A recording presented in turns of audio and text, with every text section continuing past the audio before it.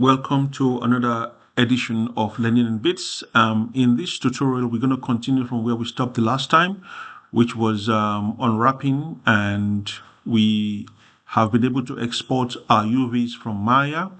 And right here, in the project folder, if you have saved it properly, you should find the image you exported, the UV image you exported in your images folder.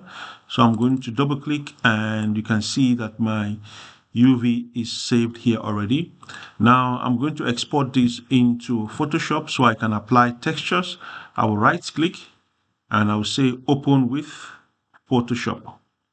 And now, because we exported it as a PNG, we can't really see through the background. We can't see our UVs properly. So what I normally do is create a second layer, bring it down and apply some colors over it using my paint bucket tool right here. And now we can see the UVs that we exported in Maya. Now the goal here would be to take the textures that have been made available, all right, here would be to take all of these textures and try to apply them to the corresponding UVs. All right, so to do this, I'm going to start with the soda can cover. I'm just going to drag this in.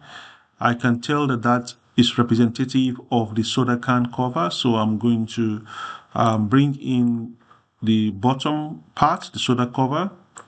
All right, so I have both of them here and I'll move it to the side.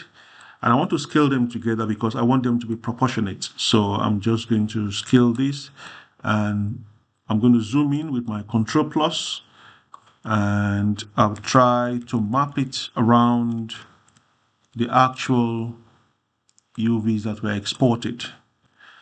Now, the whole goal of this exercise is to show you the process, and you can spend some time to really make it look perfect in terms of the placement, but the whole essence of this exercise is to show you the process and then play around with it and you can come up with your own approach. Next, I'm going to drag in the body of the can. I'm going to try as much as possible to map it around that area, something like that. A little bit, and I'm going to hold down shift just to make sure that it aligns with that part of the soda can. So I'm just scaling it a little bit to make sure it maps perfectly. That looks good. I feel I should scale this top part a little bit.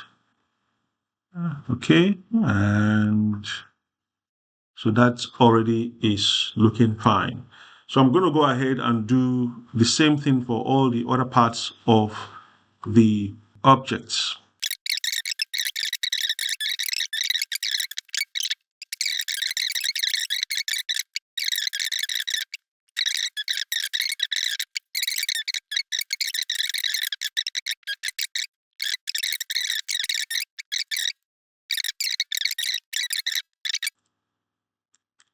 Like I said, you can always spend a little more time to make it look very perfect, but this is just to show you what is possible, the process, and we're not really going for 100% accuracy, unfortunately, because of time. So, but do spend some time to make sure that your UVs are mapped properly and that everything is looking clean and proper. All right, so it looks like we've been able to apply the textures where they should be. So we'll keep our fingers crossed and see if we can export this. So first thing I'm going to do is hide the actual UV textures. I'm going to look for it in the layer panel, and I think that's it there. I'm going to hide it. And I'm going to save this as a Photoshop file. The reason is because we can always come back and tweak the colors and the textures if we think it doesn't look right. So I'm going to do save as. I'll call this textures, but I'm going to save it in my source images folder because that is where all your textures should be saved, in your source images folder of the project that you've created. And I will say save. We'll keep our fingers crossed, come back to Maya, and I'm going to just delete all of the history and freeze transform one more time. Okay, so what I'm going to do is start click on one of these objects here and right click, and I'll say assign new material. For now, we're going to keep it simple. Let's actually go with standard surface, which is a very good quality. What I like doing is to first give a name to my textures. So I'm going to call this textures. All right. Then instead of applying a color under the base option, I'm going to click on the checker box, and then I'll go to file, and then I'll go to the image name. You see, because we have saved this file properly in the source images folder, Maya automatically can find it. So I'm going to click on textures, and I will say apply. Now you might not be able to see the textures until you hit 6 on your keyboard. Now you can see that the textures are now applied on the box. Now, since we already have these textures, I'm going to just select all of the remainder and right click.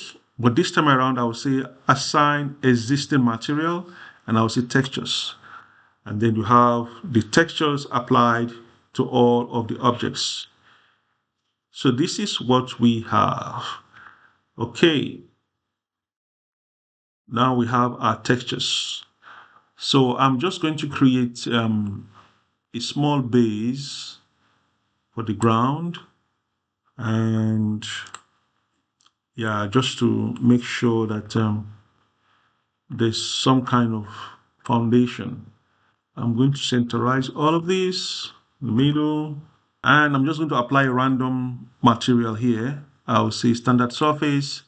I'll just choose a color, maybe something like that. And I'm going to hide the grid. That's the floor. I'm going to hide the grid so that it's not showing up. Okay, so that is how we can easily apply textures. And I'm just going to select everything one more time, and I want to move them to the center. All right, so I'm going to create a light. Since I'm using an Arnold material, I want to create a light. I'm going to create sky dome light. Okay, and if I come back to Arnold and I hit render, it should give me a replica of the materials that's been created. Okay, so you see it's looking good so far. All right, now the next thing I'm going to do is try to finalize this project. Okay, now this is not smooth in terms of the edges. Obviously that texture still needs to be worked on, but like I said, because of time, I'm not going to spend too much time on that. So I want to make these edges look clean, because right now it's just too sharp. And if I hit 3, you can see this is how it's going to look when I smoothen it, and I don't want that. So I'm going to click on that, and I'll go to mesh and edit mesh.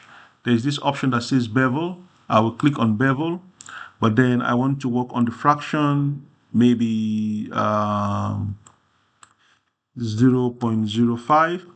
It bevels the edges. You can see it makes it look more realistic because you don't have very sharp edges in real life. Okay, so that looks more like it. For this, to keep this intact, well, I think we can work with this. I'm just going to apply insert edge loop, just to make sure that the edges doesn't deform when we apply the smooth option. So this later part of the exercise is just to make our work look clean and look good. So I'm just going to apply some edge loops to keep the shape from deforming. So I'll put one here at the center. So that way, when we apply a smooth texture, we still have some geometry intact. Okay, I'll do the same thing here. Apply edge loop. I'll go right in at the top here, apply an edge loop to keep that shape from deforming. And I'll do the same thing here at the top. I'll zoom in some more. Just trying to keep the actual edges from deforming when we apply smooth because we're going to apply smooth to everything to make it look good. And then I'll do the same thing here at the bottom to keep that edge from deforming. I'll go right at the bottom, do the same thing, apply that. Okay, I think that is fine. I'll do the same thing for the mug. I want to apply some edge loops to keep the shape from deforming.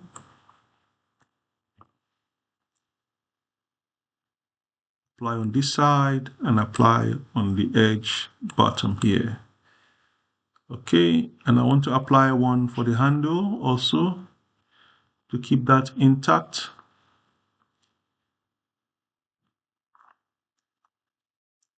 All right, what's the last thing to apply? So I think the last one would be this cube, but I'm going to use the bevel option. So I'm going to bevel that and maybe 0.02 or 0.05.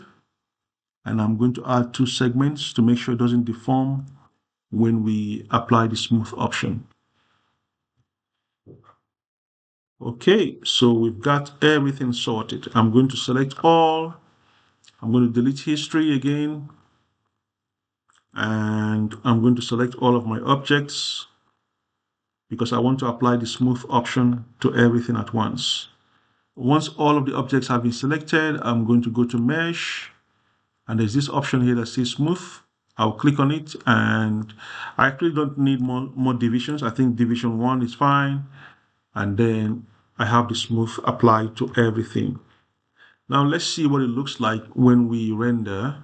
So I'm going to go to Arnold, Render, and this is what we have. Okay, so this is one way to apply textures. There are so many ways to do it, but this is one way that I use when I'm applying textures to materials. Go ahead and try it. Let's see what you're able to come up with.